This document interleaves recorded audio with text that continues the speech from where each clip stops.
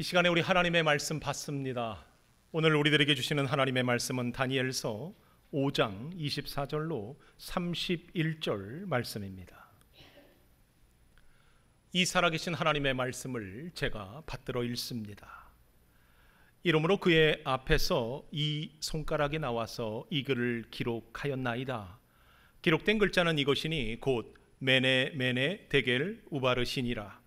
그 글을 해석하건대 메네는 하나님이 이미 왕의 나라의 시대를 세워서 그것을 끝나게 하셨다 하미요, 데겔은 왕을 저울에 달아보니 부족함이 보였다 하미요, 베레스는 왕의 나라가 나뉘어서 메대와 바사 사람에게 준 바 되었다 함이니이다 하니, 이에 벨사살이 명하여 그들이 다니엘에게 자주색 옷을 입히게 하며 금사슬을 그의 목에 걸어주고 그를 위하여 조서를 내려 나라의 셋째 통치자로 삼으니라. 그날 밤에 갈대아 왕 벨사살이 죽임을 당하였고 메대 사람 다리오가 나라를 얻었는데 그때의 다리오는 62세였더라. 아멘. 한 주간도 주님의 은혜 안에 평안하셨습니까? 이 시간 하나님의 은혜와 사랑과 축복하심이 우리 모두에게 임하기를 주님의 이름으로 축복합니다. 아멘. 우리 앞뒤 옆 사람이랑 반갑게 웃으면서 인사해 주시기 바랍니다. 한 주간 평안하셨습니까? 사랑하고 축복합니다. 가급적 웃으면서 하세요. 네. 오늘 본문의 이야기는요, 이렇게 시작을 합니다. 여봐라, 술을 내와라, 음식을 내와라, 풍악을 울려라, 실컷 취해보자구나. 오늘 신나게 한번 흥을 돋구어라. 저물어진 예루살렘에서 거둬들였던 모든 금그릇 은그릇에 술과 음식을 담아와라. 오늘만큼은 흥겹게 즐겁게 한번 나의 승리를 마음껏 즐겨보자. 어떤 연유인지 모르겠지만요, 오늘 바벨론 왕국의 벨사살 왕은 그의 할아버지가 이루어놓은 모든 번영을 자신이 이루어놓은 것처럼요, 1000명의 귀족들과 왕후들, 후궁들을 불러다 놓고 잔치를 열고 있습니다. 그것도 예루살렘에서 가져온 전리품이라 하는 성전에서 사용했던 금그릇, 은그릇에다가 술과 음식을 가득 담아 자신들이 만든 신, 금과 은, 구리와 새, 나무, 돌로 만든 그 신의 형상에게 우리가 이기겠다고, 우리를 이렇게 번영하게 만들었다고 자축하며 축제를 열고 있는 겁니다. 사실요, 벨사살 왕은요, 그럴 만한 자격이 없는 왕입니다. 그가 해놓은 게 아무것도 없거든요. 그죠? 왕이라는 지위만 가지고요, 어찌 보면 자기 만족에 일삼았고 그 권력으로요, 자신보다 더 높은 권력이 있다는 걸 그가 인정하지 않은 거죠. 하나님의 권세가 있다는 걸 그가 무시하고 자기 힘으로, 자기 뜻으로 이 모든 것을 이루었다라고 그가 자랑하였기에 역사는요, 바벨론이 그가 마지막 왕이었다라고 기록하고 있더라는 거죠. 여러분, 왜 바벨론이 망하였을까요? 바로 이 벨사살 왕 때문이었다라는 겁니다. 그 미련한 왕이요, 지금 잔치를 벌이고 있습니다. 1000명의 고관 대작이 다 참여한 그러한 성대한 잔치 말이죠. 이 잔치는요, 벨사살 왕이 이룬 게 아닙니다. 그의 조부, 그의 할아버지였던 느부갓네살 왕이 이루어놓은 그러한 업적이었다라는 거죠. 이스라엘을 무너뜨리고 성전에서 노약한 모든 각종 성물을 가지고 그가 말도 안 되는 지금 호사를 그가 누리려 하고 있는 겁니다. 하나님께 드렸던 그 성물을 그가 자기의 만족을 위해서, 자기의 정욕을 채우기 위해서 그 안에다 술을 담고 음식을 담아서 자기가 만들어 놓은 각종 우상을 그가 찬양하고 있더라는 거죠. 그런데요, 그때 갑자기 경악할 일이 일어나는 겁니다. 손가락 하나가 나타납니다. 그리고 그 손가락이요, 벽에다 글을 쓰기 시작하는 거죠. 메네 메네 데겔 우바르신. 여러분, 상상이 되십니까? 그 순간 얼마나 많은 사람들이 놀랐겠습니까? 여기저기에서 소리를 지르고요, 그 축제의 장소는요 순간 비명과 어둠의 장소로 바뀌어버리는 겁니다. 6절은요 그것을 본 왕의 모습을 그대로 증거하고 있습니다. 이에 왕의 즐기던 얼굴빛이 변하고 그 생각이 번민하여 넓적다리 마디가 녹는 듯하고 그의 무릎이 서로 부딪힌지라. 여러분 얼마나 놀랐는지 이해가 되십니까? 얼굴빛이 변합니다. 당연했겠죠.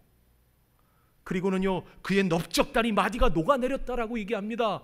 다리에 힘이 쫙 빠진 거예요.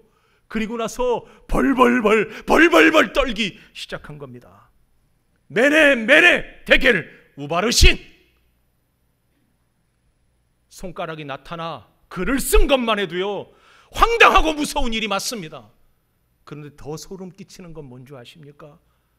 그 글을 어느 누구도 무슨 뜻인지 읽어내기조차도 못했다라는 겁니다. 그 자리에 모였던 사람들이 어떤 사람입니까? 바벨론에 내놓으라 하는 사람들이었습니다. 지식적으로 권세로 그 모든 것을 다 가진 사람들이었습니다. 1000명이나 되는 수많은 사람들이 그 글을 읽어내지 못하고 서로 당황해하면서 이게 뭔 뜻인가?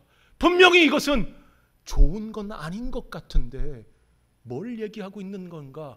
두려움의 공포의 순간이 되었다라는 거죠. 여러분 그때 등장하는 인물이 있습니다. 그가 누굽니까? 하나님의 사람 다니엘이었습니다. 다니엘은 등장하자마자 거침없이 그 글을 읽어내며 그 뜻을 정확하게 말해 주는 겁니다. 26절 28절의 내용입니다. 우리 같이 읽겠습니다.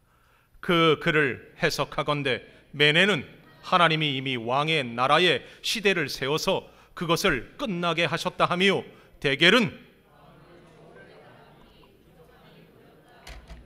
베레스는 왕의 나라가 나뉘어서 메대와 바사 사람에게 준바되었다 함이니이다 하니.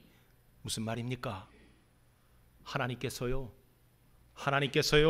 한 인간을 평가하셨다라고 말하고 있는 겁니다.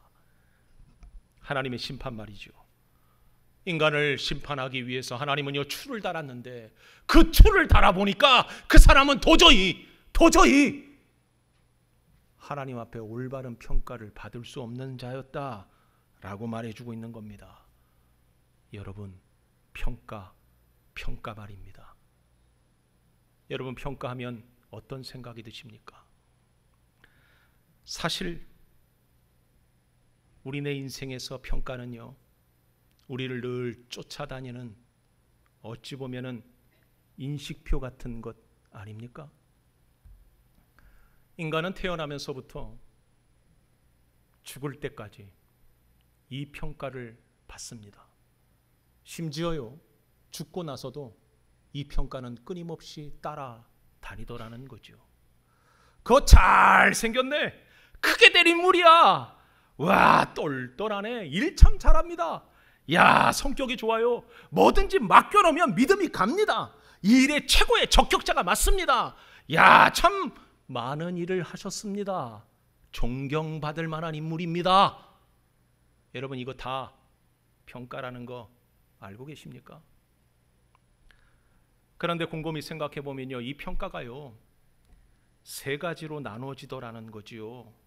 첫 번째 평가는 다른 사람이 내리는 나에 대한 평가입니다. 이 평가는 종류도 참 다양합니다.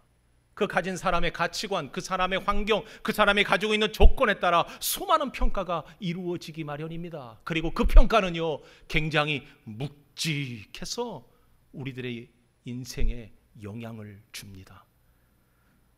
우리네 인생의 이 평가로 얼마나 많이 힘들고 어려운 시간을 우리가 보내왔는지 우리가 잘 알고 있지 않습니까?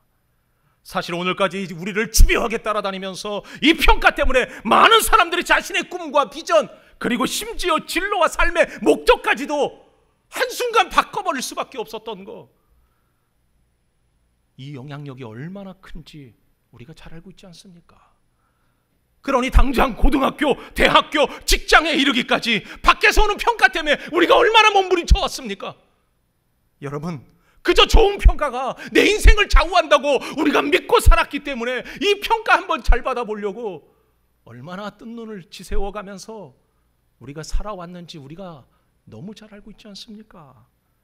생각해 보니까요, 제가 살아오면서 미분, 적분, 함수, 죄송해요, 이거요 어디에도 쓴 데가 없어요.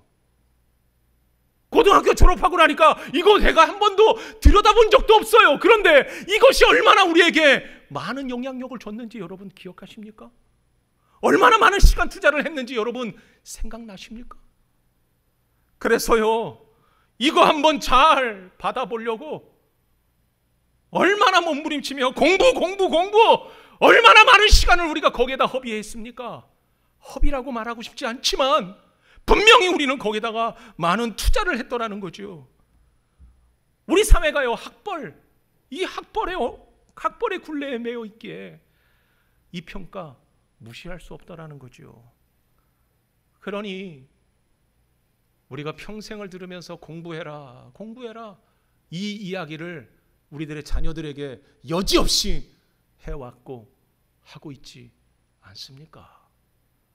이 평가 영향력이 있더라는 거죠. 또 하나의 평가가 존재합니다. 그것은요, 자기가 자기 자신에게 하는 평가입니다. 내가 나를 평가하는 것만큼 솔직한 평가가 없습니다. 사실요, 남의 눈은 피할 수 있습니다. 남의 눈은 속일 수 있습니다. 그러나 내 자신은 결코 속일 수 없습니다. 그래서 이 평가 무섭더라는 거죠. 누구나 인생을 진지하게 살고자 한다면요, 나 자신에 대한 평가 이거 결코 무시해서는 안 된다는 거 너무나도 잘 알고 있습니다. 사실 외부의 평가가요, 아무리 좋아도 아무리 나빠도요, 그거 우리가 귀담아 듣지 않고요, 우리가 마음에 두지 않으면요, 그거 아무 소용 없습니다. 맞죠? 그죠? 내 마음대로 살면 되는 겁니다. 그러나요, 우리가 한 가지, 내가 이 땅에서 나에 대한 바른 평가를 하지 못한다면 우리는요, 세상 앞에서도 나 자신 앞에서도 바른 삶을 살아낼 수 없기에 마치 실패자요, 어리석고 미련한 인생을 살아낼 수밖에 없기에 나 자신에 대한 평가 이거요 중요하더라는 거죠. 여러분, 예수님을 찾아왔던 부자 청년 기억하십니까? 그 청년은요, 남들이 볼 때요 평가에 있어서 온전한 자였습니다. 왜요? 그는요 많은 학식을 가졌습니다. 재산도 가졌습니다. 사회적 지위도 종교적 열심도 가지고 있었기에 뭐 하나 남부러울 것 없고 지적할 것 없는 인생이었습니다. 온전한 자였지요. 그러나 남들이 내리는 그 평가보다 그는요 어디에 귀를 기울였습니까? 자신에 대한 자기 평가를 그는 귀 기울였다라는 겁니다. 남들은요 그에 대한 평가가 만족스러웠어요. 많은 사람들에게 존경받을 만했어요. 그러나 자신에 대한 평가는 아니었어요. 뭐가 부족했습니까? 구원에 대한 해답을 그가 얻지 못했습니다. 그래서 결국 누구 앞에 나옵니까? 예수님 앞에 나옵니다. 이것은 자기 평가로 말미암아 그의 인생이 변할 수 있는 엄청난 도전이요 계기가 될 수 있었다라는 거죠. 남의 소리만 그가 귀 기울였다면 그는 결코 예수님 앞에 나올 이유가 없는 존재입니다. 그러나 자기의 소리, 자기의 평가에 그가 귀를 기울였더니 예수님 앞에 나올 수밖에 없었다라는 거죠. 그래서 이 평가가요 중요하더라는 겁니다. 마치 남의 눈을 의식하면서 살아가는 가식적인 사람이 되지 않으려면 우리는 자기 평가에 귀를 기울여야 할 것입니다. 세 번째 평가도 있습니다. 여러분, 이 평가는요 보이지 않는 평가입니다. 들을 수 없는 평가입니다. 그래서요 가장 평가 중에 무서운 평가라고 말할 수 있습니다. 왜요? 보이면요 잘잘못을 우리가 고쳐나가면 돼요.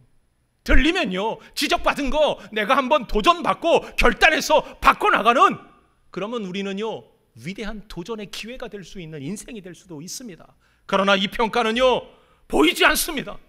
들리지 않습니다. 그렇기 때문에 절대적인 평가임에도 불구하고 우리는 잘 모르고 살아가더라는 거죠. 여러분, 이 평가가 어떤 평가입니까? 이 세상을 창조하시고 인간의 모든 생사위복, 섭리를 주관하시는 하나님의 평가더라는 겁니다. 맞습니다. 내가 나를 본다든지 남이 나를 보는 평가는요, 우리가 이 세상을 살아가는데 중요하고 영향력을 많이 줍니다. 바른 삶을 사는 한 인간으로 우리에게 도전을 줘서 교양과 문화, 지식과 상식을 갖추어 정말 인격체로 살아가도록 만드는 평가들입니다. 그러나 이 평가만큼은요 전달이 잘 되지 않습니다. 잘 들리질 않아요. 잘 보이지 않아요. 그러니 어떻습니까? 내 안에 있는 평가는 내가 나 스스로를 들여다볼 수 있고, 남에 대한 평가는 내가 귀를 열고 눈을 열면은 보여지고 고칠 수 있는 기회가 있지만, 이 평가만큼은 내 마음대로 되지 않습니다. 그러다 보니 우리는요 어떻습니까? 잘 모르고 살아갑니다. 괜찮아, 나는 그런 대로 살아갈 만해, 나 신앙생활 좋거든, 뭐 괜찮은 것 같아, 이러면서 살아가거나 아니면 그것마저도 아예 관심도 없이 살아갈 때가 많습니다. 맹목적일 때가 있더라는 거죠. 그러나 여러분, 우리가 한 가지 놓치지 말아야 할 중요한 사건은요, 하나님은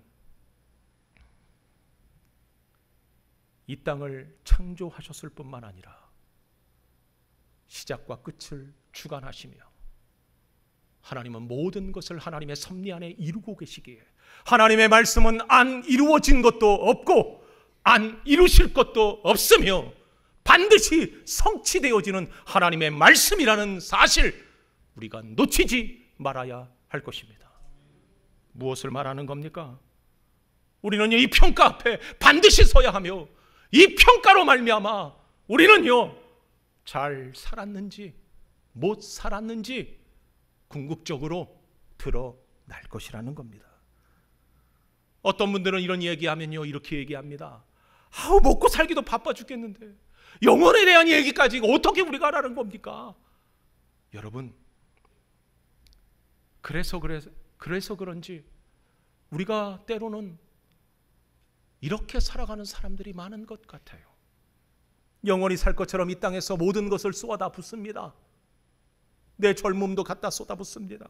나를 희생하고 가족을 희생하며 나의 젊음, 나의 삶 통째리 다 이곳에다 갖다 부어놓고 손에 잡히지 않는 그것을 끊임없이 잡으려고 우리가 얼마나 몸부림칩니까? 돈이 잡힙니까? 명예가 잡힙니까? 권력이 잡힙니까? 내가 살고 싶어하는 최고의 가치가 내 손에 움켜질 정도로 분명히 잡혀지던가요? 그런 사람들 이 땅이 끝이라고 생각하며 살아갑니다. 여러분, 정말 그렇게 생각하십니까? 분명한 건요, 우리가 이 땅을 영원히 살 것처럼 이야기하지만 한 나이 많은 권사님 이런 얘기를 하셨어요. 나도 저 젊은이들처럼 젊었을 시절이 있었는데, 엊그제 같았는데 벌써 이렇게 돼버렸습니다. 정말 금방 지나가더라고요. 여러분, 이 말 맞는 말 아닙니까? 세월 앞에 장사가 없어요. 하루가 얼마나 빨리 지나갑니까? 여러분, 하루가 쌓이면 일주일이 됩니다. 그 일주일은 한 달이 되고요, 그 한 달은 1년이 되며 1년 지나고 나면은 우리가 눈 깜짝할 사이에 내 머리가 하얗게 쉬고요, 마지막 날이, 우리에게도 그 죽음의 날이 코앞에 이른다라는 거, 우리가 지금 당장은 못 느껴도 반드시 이루어지더라는 겁니다.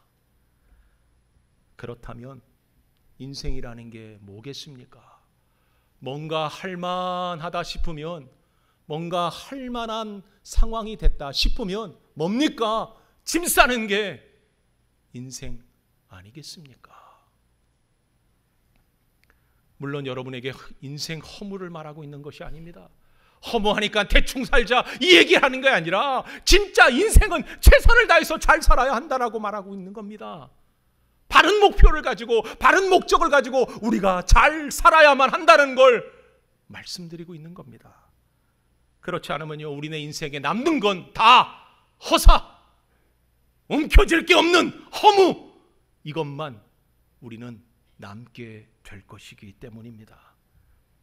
그래서 우리에게 필요한 건 바로 하나님의 평가, 하나님의 평가 이것입니다. 오늘 본문을 들여다보면요, 문득 이런 생각이 듭니다. 갑자기 손가락이 나타나서 벽에 글씨를 썼다. 이거 정말 당황스러울 겁니다. 그리고요, 섬뜩하고 무서운 일입니다. 그런데요, 여러분, 이게요, 복이라고 생각이 되십니까? 복이라고 여러분 여겨지십니까? 왜요? 이런 거잖아요. 이 죄인들아, 정신 차려라. 너희들이 이 죄악을 버려버리지 아니하고 이 썩은 그 모습 그대로 너희들이 살아간다면 내가 이제 곧 너희들에게 와서 회개하지 않은 것, 너희들이 죄를 끊어버리지 않은 것, 이것에 대해서 내가 심판하고 다 쓸어버리겠다. 기회를 며칠, 3일 주겠다. 만약에 이랬다면 여러분 어떤 일이 일어났을까요? 이것을 듣고 이것을 본 사람들은요, 아마 대단한 일이 일어났을 거라고 저는 생각합니다. 갑자기요, 와, 수많은 사람들이 교회로 막 몰려 들어올 겁니다. 그러면서 와서 하나님, 내가 잘못했습니다. 나의 죄악, 나의 그 불순종, 불신앙을 하나님 앞에 회개합니다 하면서 막 회개하고 막 예배마다 막 뜨거운 일들이 일어날 거라고 저는 생각합니다. 머뭇거렸던 사람들, 아직까지 신앙에 온전하지 못했던 사람들, 하나님 앞에 나와서 바로 서려고 얼마나 노력했겠습니까? 반대적인 사람들, 어떤 사람들이 있어요. 중무당, 이당, 사이비들, 그리고 하나님을 박해했던 모든 사람들이 회개하고 하나님 앞에 나오지 않겠습니까? 이건요, 어디까지나 제 생각입니다. 어디까지나 제 생각입니다. 그런 일이 일어나도요, 대부분의 사람들이 회개하기보다는, 하나님 앞에 나오기보다는, 야야야, 교회가 또 황당한 얘기한다, 야 황당한 얘기한다, 그리고 비난하고 욕하며 어찌 보면은 더 죄악으로 더 파렴치한 삶을 살아갈지도 모를 겁니다. 야, 이제 끝났다, 즐기다 가자, 이럴 수도 있다라는 거죠. 하지만 분명 하나님의 말씀은 1.1핵도 어그러짐이 없습니다. 반드시 이루어질 하나님의 언약의 말씀입니다. 그렇다면 성취될 그 하나님의 말씀을 우리가 기억한다면, 우리는 벨사살에게 보여주신 그 손가락이 오늘 우리들에게도 분명히 말씀하고 있다라는 걸 우리는 인정해야 할 것입니다. 단지 우리가 보지 못한다고, 우리가 듣지 못한다고 하나님께서 우리에게 말씀하고 있지 않는가? 아니라는 거죠. 지금도 말씀하고 계시고 분명히 보여 알도록 하나님은 지금도 역사하고 계십니다. 물론 예외의 사람도 있을 겁니다. 그 예외의 사람들은 누구냐면요, 하나님을 인정하지 않는 사람들, 하나님을 믿지 않는 사람들, 마치 이 땅이 마지막이라고 자신들은 아무 문제 없다라고 믿고 있는 사람들, 그들에게는요, 이 말이 불편할 이야기일 뿐입니다. 그런 분들에게는 도전이 될 수가 없어요. 그런 분들에게는요, 아무런 두려울 것도 무서울 것도 없는 이야기가 될 겁니다. 여러분, 세상에서 가장 무서운 사람이 누군지 아십니까? 많이 가진 사람이 아닙니다. 많이 누리고 있는 사람이 아닙니다. 오히려 아무것도 없는 사람, 아무것도 모르는 사람이 세상에서 가장 무서운 사람입니다. 아나무인이라고 하죠. 왜? 아는 게 있어야 무서운 것도 있고 두려운 것도 있지. 아는 게 없는데 뭐가 무섭고 뭐가 두렵고 뭐가 걱정이 있겠습니까? 그런 사람들은 이 말씀에 전혀 영향력을 못 줄 게 분명합니다. 그러나 영적 세계를 아는 사람들이라면